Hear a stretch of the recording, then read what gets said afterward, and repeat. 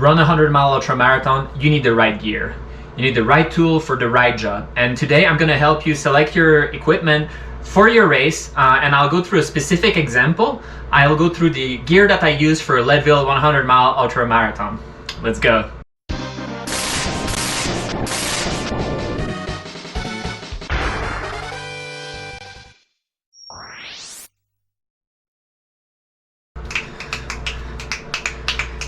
Hi, my name is Simon. I'm an ultra runner. I've completed 100-mile ultra marathon now. Yes, Leadville was my 30th, so happy birthday to me. Some poser hands me cake at a birthday party. Happy birthday to the ground. Welcome to the real world, jackass. Today I want to walk you through what I use for Leadville 100 and give you some tips also on how to select the gear for your own race, because not every race is the same, and what I use for Leadville is not necessarily what I use for Badwater or Euro 100. You really need to select the right gear for the right job.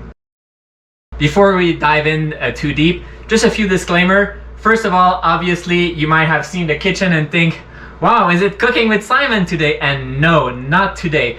But I am working on a few videos on how to fuel during your training, how to fuel during an ultra marathon, and also specifically what I ate during different races, because what I've noticed, for example, what I ate during Leadville, I had to problem solve for certain issues that are totally different than Badwater. And what I want to teach you as much as possible, just like the gear today, is not giving you a fish, but rather teaching you how to fish. Is that how we say it in English? Anyway, that's how we say it in French. You need to be independent and be able to problem solve rather than receiving the solution all made up. Another disclaimer, I have no sponsorship. I'm not an ambassador of any brand whatsoever. I might in the future, and if I am in the future, what I will say in advance is I will never partner with a brand that I'm not already using or that I don't think they make quality product. So what I use specifically, I'm gonna say the brand, but I really encourage you to shop around and test different things to see what works best for you. Final thing, this is the third time that I'm racing Leadville, and as I've mentioned before, I have 100-mile experience. So what I'm telling you today comes with a lot of experience, but that's my own experience. What works for me might not work for you, but hopefully these tips will help you problem solve and find the right gear. And I really think that after 3 attempts at Leadville and 3 completion, I really was able to dial into what specifically works very well for this race. You really need to take the right gear for the right race. So when I look at this race that we're talking about today, Leadville 100, well, what kind of race is it? It's not really a mountain race, but it is party. And that's one of the things that makes Leadville difficult, is that you have a very runnable segment, which is 80 mile, and then you have 20 mile of mountain racing. And you'll see the way I split my equipment, actually that is reflecting that. Let's start with the beginning, and it's what I will wear when I'm starting the race. And I have everything in front of me so I don't forget anything. And I'm even gonna put them on so you can see that I'm gearing up for the race. The shirt.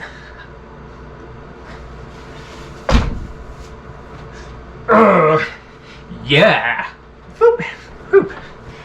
All right, the shirt is something that you'll see me wear in almost every race. This is simply a biking jersey. The fabric is extremely comfortable. It doesn't produce chafing.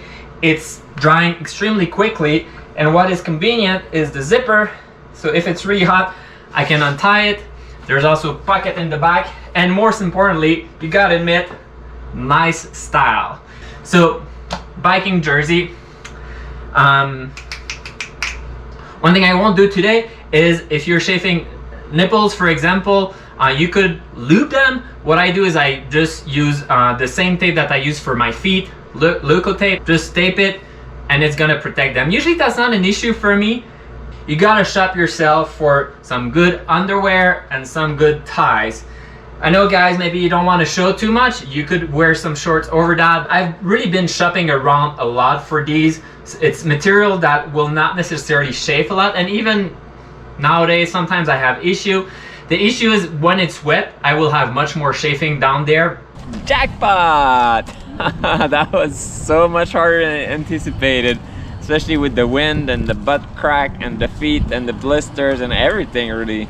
They're actually no brand. They're pretty cheap on Amazon. What I do like is that they have pocket on the side, and that's also going to be helpful for the racing strategy that I'm going to propose today.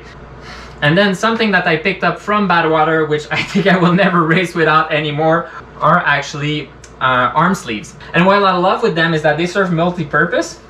One is that it's protecting you from the sun, so you don't have to worry nearly as much in terms of putting sunscreen.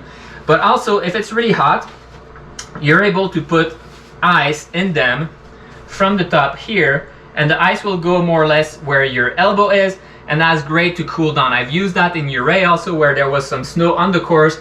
I just had to grab some snow while I was running, putting it out there, and really that makes a huge difference when it's a hot race.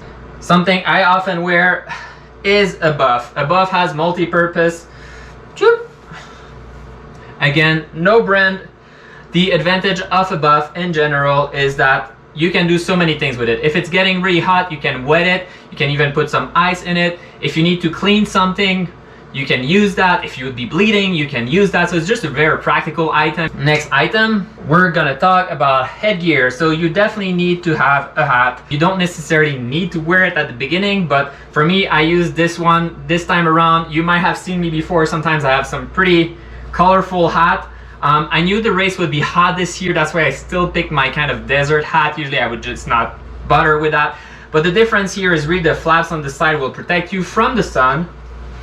And although I look like a dork, it's actually working pretty well.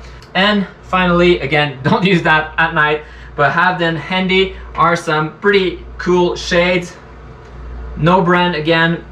So Leadville starts at 4 in the morning, so you do need a lamp. I decided to just go with my regular Peltz headlamp. I usually hold it in my hand lower than my head, which mimics a little bit more a waist lamp. And I think there's many advantages to that. First of all, you don't need the light to be nearly as bright when you're controlling it with your hand and it's lower to the ground.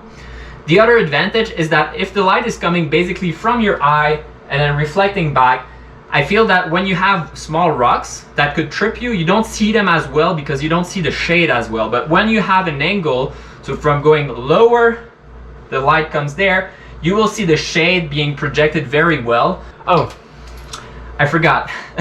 Smartwatch, I'm using a Garmin Fenix 6. I think there's many brands that would work very well. What I look for in a watch is something that will last the whole race. So for my feet, I'm actually gonna do a full video on how to prevent blisters in general. But you'll see that there's a thematic that I usually use, which is I will use some liner socks. These are just very thin fabric that will absorb the humidity. And then some smart wool sock. And you might notice that these are actually not smart wool, and the reason is just like I'm filming in the random kitchen right now. I've been on the road the whole summer, and unfortunately I don't have some smart wool socks, so instead I just have some pretty regular sock, but you gotta admit they look pretty cool. It's increasing the risk of blister. I was fine, but it's kind of playing with it a little bit. And for the shoes, I've used some trail running shoes this time around with pretty aggressive cleats on them. It's not really needed for Leadville, I would say. There's not so much that is technical other than the mountain segment in the middle. So I actually had 2 pair of shoes. I've used these one as my main shoes from 0 to 60, and then some pretty regular road running shoes from 60 to 100. I just used what I had. It did the job. I've done the race before in normal running shoes. Not ideal when you're running down from Hope Pass, especially if it's wet. And that's why I wanted the more aggressive cleat if it gets muddy. And then the last thing I used when I started the race was a belt for my bottle. So I did not use a vest, and there's many reasons for that. The first 40 miles you're just running, and I felt that minimizing the amount of weight I was carrying was needed as much as possible. And I like having 2 bottles. Those are, I think, 550 ml.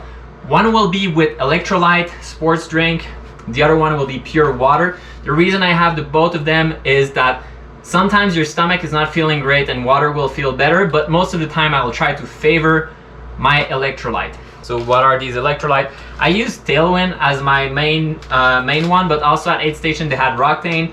I'm not someone who's very sensitive to these things, so I just used whatever was available. When I started was Tailwind, then later on it was Roctane. I also ate a bunch of gels. These are good gels, but doesn't really matter what brand you like. Just try them out in training. What I would say is that make sure that you don't buy just one flavor and then your 100-mile is only that, because you're most definitely gonna puke them and you will never want, for example, salted watermelon, you will never want to have that ever again. Another thing that I always carry with me are salt pills, and actually when you will watch the movie, the salt pills actually played a pretty major role. Sadly, that was very unfortunate. That's a freak accident, but anyhow, having salt pills is pretty important, especially when it's a hot race. It turned out that this was a hot race, but regardless of the race I do, I will always carry in a Ziploc bag with me some salt pills. The other thing that I will carry in this little Ziploc bag, which is kind of my emergency medical bag, are also some Imodium. It's that if I start having the shit, I want to have the option to take some. The other thing that I like to carry around nowadays, but it depends on the condition, will be essentially some lube. This is nut butter, squirrel nut butter. I like the fact that it's a stick like this, and it's just really helpful for wherever it's chafing. You don't want to have to wait 10 miles before you're able to put some. If it's starting to hurt, just lube yourself up. And then finally, what I carry with me all the time, I mean the GoPro, which I'm filming with, so I cannot show you, but also some spare battery. And if this is the most important tip, if you're ever trying to film your race, you gotta have spare battery with you before going also, but I'm not carrying that. I'm gonna use some sunscreen. Even though you're starting at 4 in the morning, I think you're saving a lot of time by just spreading that before the race. All right, so this is my running segment gear, which will be from the start to Twin Lake. Once you arrive at Twin Lake, and that's one of the reasons why I'm using the belt, is that as soon as I arrive at Twin Lake, my crew is gonna be there. So what I'm gonna do is I'm gonna get rid of my belt, and I'm gonna ask them to give me my running vest, which will include everything that I'm gonna show you now, but now I'm gonna take it empty and then we're gonna kind of fill it together. I've been using lately the Salomon 12 liter. 12 liter is perfectly fine for mountain racing. That's what I use also for Uray 100. You can have a lot of gear in there. That's very helpful. The reason I was not using it in the first 40 mile is that you're gonna tend to carry too much gear, and it's just nice to switch. Personally, just having my chest open, not through a vest, actually helps me running. So if I don't have to have the vest, I will not use the vest. And you're gonna carry 2 soft flasks. Same principle, it's good to have water and it's good to have something with electrolyte. One super important tip, which is not what you're gonna carry, but what you're gonna bring when you're traveling for your race, is have at least 3. It will happen that one of them leaks. So the morning of the race, fill them up, test them out. If one of them is leaking, you have an option. You don't want to go into the race with only 1 flask. That's not enough. 2 flasks is enough for this race, at least for me. If you're sweating a lot, you might consider having a 3rd bottle. Then you're gonna go up Hope. Oops. Yeah, I have everything I need actually with me.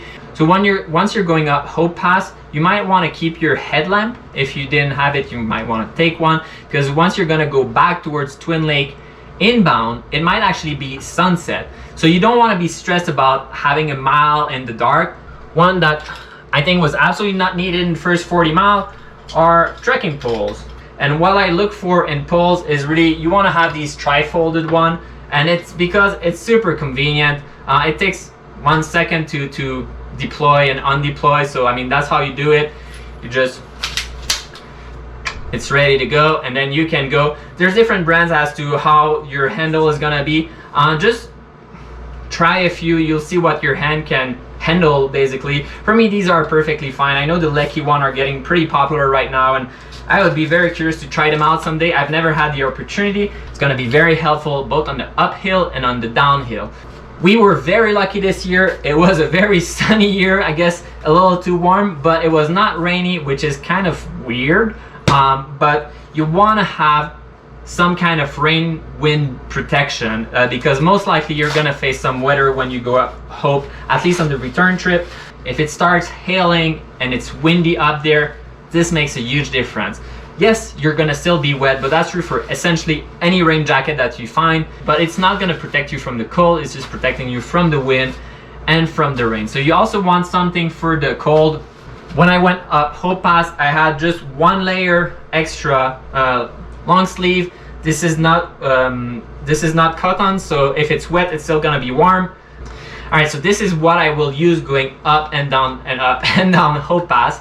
Once I'm back at Twin Lake, now we're gonna face the grind section, and this is at night. So first of all, Leadville at night could be really cold. This year was actually pretty good, but sometimes can be really cold, so you definitely need a puffy jacket. So this will be your main warm layer, and it will, for me, this combined with what I showed you before is sufficient to go below freezing. That's actually no problem. As part of the puffy, that's also something that I've learned from experience, is it's easy to forget little things sometimes, and when you don't have these things, it really sucks. So I save myself trouble by always in my puffy, always. You will never catch me, even when I'm at home, in my puffy, in the right pocket. Magic. You have a few items that are lifesaver. One is just a hat, and the other one, which I rarely use, but if you need them, it's gonna be a lifesaver, are some warm gloves. And the gloves are mostly useful for me when I'm gonna use poles. So Leadville, as I've mentioned, I'll maybe use poles doing power line on the way back, but not that much. All right, last thing you really need for the night are sources of light. And I did not say a source of light, I said sources. And the zzz will save your race someday. The one time you need it, you're gonna be so happy. I actually had 3 sources of light, which is clearly overkill, but hey, what do you know? First was my Pelts light, which I consider my backup at this point. Then there's something that I'm always carrying with me, which is just a Dell light. It's extremely light. This will last maybe 2-3 hours. It's actually pretty strong, but it's only lasting 2-3 hours. So this is more of a, if I'm not able to reach my drop bag, at least I have this, and I won't have to navigate with my cell phone. And then the last thing I did was I actually had a waist light, which was way overkill. For Leadville, you absolutely don't need that. So basically it's a Cocoa light, and then you have the light itself, which is extremely powerful. Big fan of these myself. I think it's overkill most of the time. It's kind of heavy, it's kind of expensive. The main reason I have one was because of Fury 100, which I knew would be an extremely technical race in the mountain. I really needed to see. For Leadville, you have so many segments, especially from 60 to the end, which are on road or dirt road, that you actually don't need it. So Simon, why were you using that? Well, it is for you. Yes, for you, my public. It's actually making filming much easier. You will actually see something. So this is like basically a filming gear, just like the GoPro. All right, well, that's it, right? That is not it. So there's a couple of things that I almost never see in gear video that I kind of find funny, because from my experience, like, this is so helpful. Why don't you think about that? Why don't you suggest it? So first of all is I had a crew this time around, so I didn't have to use drop bags. Instead, what we used was just a duffel bag. And really what I want to do is I want to make life as simple as possible for my crew. So yes, I had my vest, which had my night gear. They don't even need to think, oh, does he need a lamp? Does he need food? Blah, blah, blah. It's all in there. And everything else I might need, so extra layers. I used extra shoes in Twin Lake and extra socks. They're in there. I like that there's compartment also. So just pick yourself a bag that is easy to carry around. So when they go from the car to Twin Lake, which can easily be half a mile to a mile, they can just grab everything in one go. And you've organized it in a way that if you need anything at the aid station, you're able to open it and get it right away. The next one is, so you finish the race, you're all sweaty, you're all gross, and you're gonna start getting cold because everything is wet. I always bring myself in a very compact bag, shorts, underwear, a t-shirt, and some shoes to change it. So I'm just gonna show you. I have some open kind of sandals, which are pretty comfortable if you have blister or you have a lot of pain in your feet. And then I would just have a normal t-shirt. This one is actually, oh, this is Run Rabbit Run. That was a cool race. And then some shorts that are very comfortable, and I will put them in a dry bag. This way, if it for whatever reason was raining during the race, this will be dry, and I know that I have something to change to immediately after the race. Even if it's raining, even if it's cold, I can change into that. I will also try to have, oh, it's right there.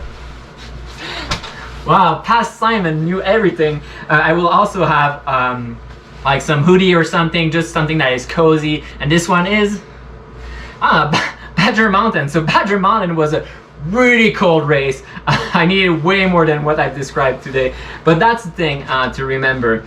Think about the race you're gonna race. What's the weather like? What are you expected to run all the time? Is it technical? And then adjust your gear accordingly. There's no one size fits all when it comes to gear. You need to pick the right gear for the right race. Leadville, for example, is a mostly runnable race, so even running shoes would be fine for that, but you do have a mountain section, so you need pole at some point. Uray, don't think about running. That's not running anymore. That is that is hiking and grinding. You need to think differently because you might have pretty hardcore weather. Maybe what I had for Leadville is not sufficient, so you have to have extra layers. In your drop bag, you have to have extra clothing to change all together when the night comes and be able to be dry. But shop around, try different gear. The worst thing that can happen, for example, is your ties that you bought and they're very fancy brand, they're chafing and then you're bleeding out of your butt crack. I mean, it's cool that these were Nike or whatever brand, but I mean, I don't like bleeding from my butt crack, and yeah, you should just find the right one for you, and that's just shopping around and finding what's the right gear for you. It's worth spending though to have quality product. More expensive does not necessarily mean better, but sometimes cheap means crap. You know, a headlamp that would die in the middle of the race, that's just gonna ruin your race. And why? Because you want to save 20 bucks on a headlamp? I mean, let's go with something that is a little bit more reputable, but at the same time, let's go with something that fits for you. So a headlamp that is super heavy, do you need that really? Do you need that amount of lumen, or you could go a little lower? All right, that's it, folks. So that's the gear I used for Leadville 100 this year. Do whatever works for you. These are just suggestions. I'm hopefully gonna post soon the cooking with Simon because I faced some problem during that race related to eating, and I think teaching you how to solve these problems can be very helpful in saving your race. And of course, the full movie is coming up very soon, so stay tuned.